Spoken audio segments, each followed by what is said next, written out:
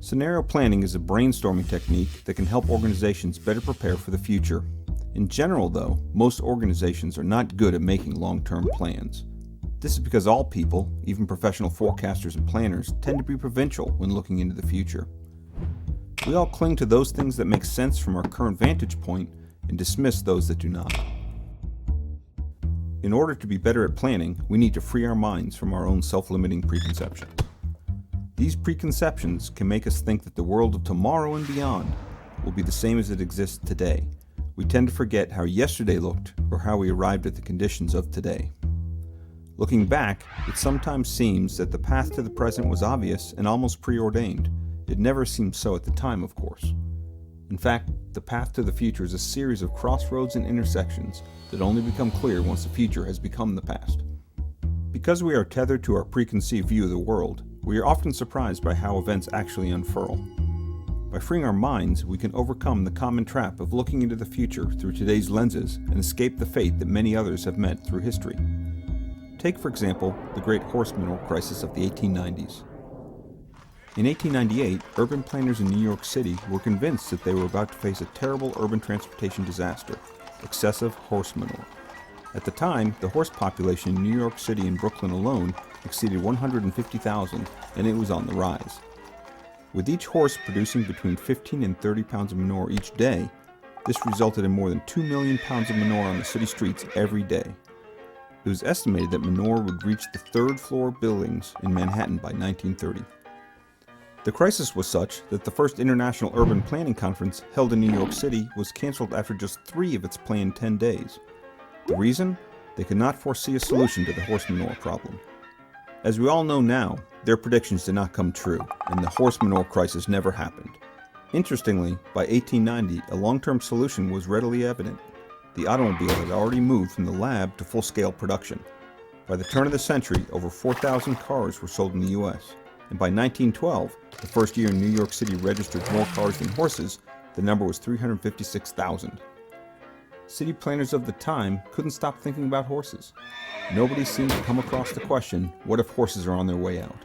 While it is quaint to think of the horse manure crisis as just an isolated story in the distant past, rapid, unforeseen changes occur right under our noses all the time, and usually we are oblivious to them until it is too late.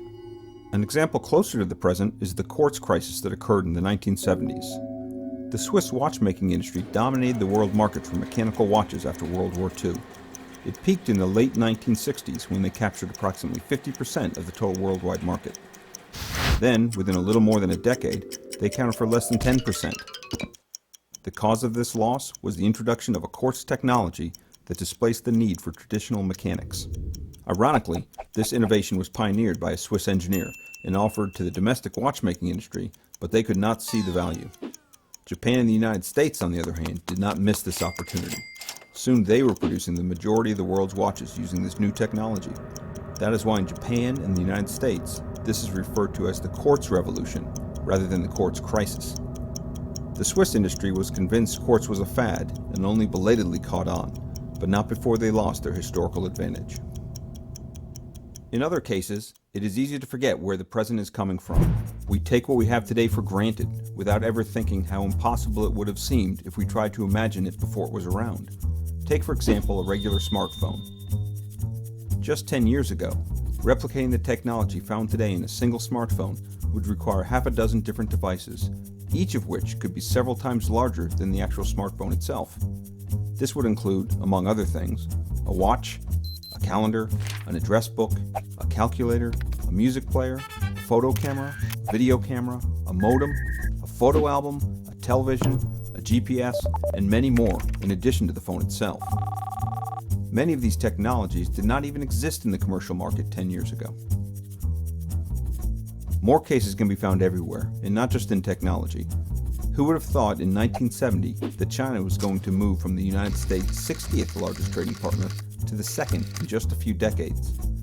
Who would have thought the majority flow of container traffic in the United States would switch from domination of the East Coast ports to the West Coast ports in just 6 short years? Who would have imagined that an entire industry could appear, blossom, dominate, and disappear within just 3 decades as the home video rental industry did? Blockbuster opened their first store in 1985, and by the 1990s it was opening a new store every 17 hours. Yet by 2011, less than 20 years later, it went bankrupt. These are just a few examples. Before conducting any planning event, it is important to recognize our provincial limitations in time. Try to free your mind from these shortcomings and think creatively about the future by suspending both your current beliefs and disbeliefs. Open yourself up to potential futures that you don't think will occur. In this way, you will better prepare yourself for whatever future actually happens.